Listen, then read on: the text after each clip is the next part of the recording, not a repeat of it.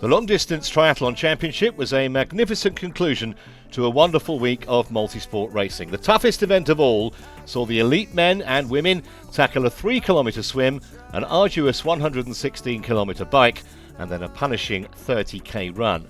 The men started 5 minutes before the women at just after 8 a.m. local time. Temperature was around 17 degrees centigrade. It was forecast to increase to mid-high 20s by lunchtime.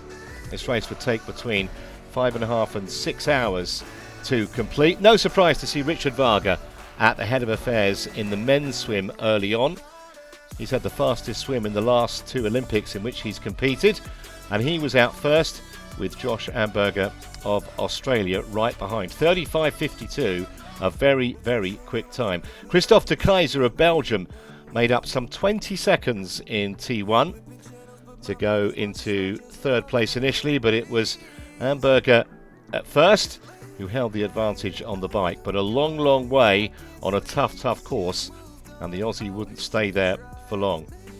It was the Spaniard, Elaine Alberdi, who was in front early in the women's race after an excellent swim, but she soon had to give way to the Frenchwoman, Marjolaine Pierré, who was absolutely scintillating and proceeded to ride virtually the whole of the 100+ kilometre course solo.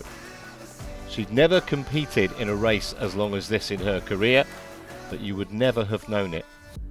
And she showed everyone else a clean pair of tyre tracks. Meanwhile, Benito of Spain was going well in the men's race, and that was a fall for Clément Mignon, who came into T2 in second place. It was just plain human error. He admitted it afterwards. Fortunately, there was no serious damage, and he at least was able to get off on the run, even though the gap back was now around about 1 minute. However, on a 30k run, that kind of a deficit can be bridged.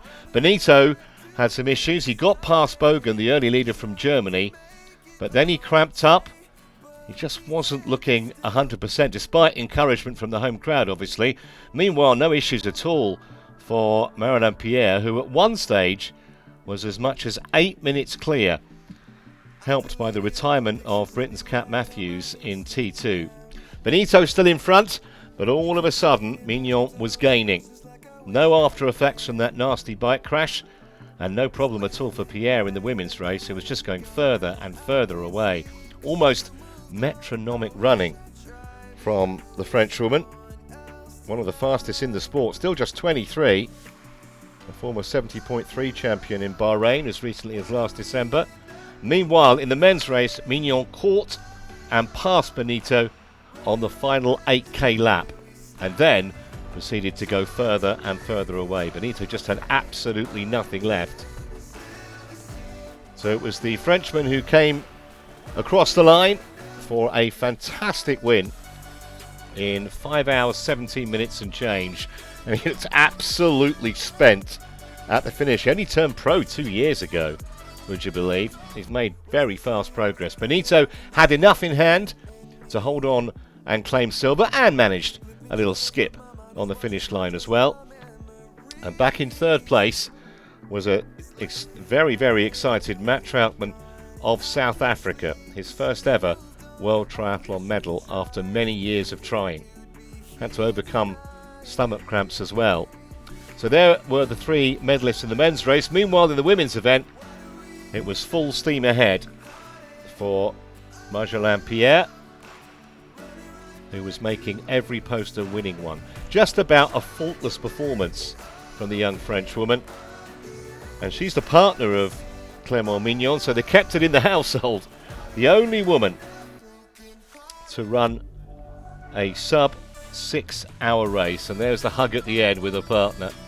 Lovely to see. Meanwhile, back in second place was the Swede, Sara Svensk, who was actually the age group champion here 8 years ago.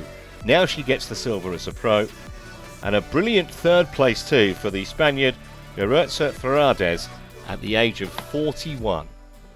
Crowd loved it, and why wouldn't they?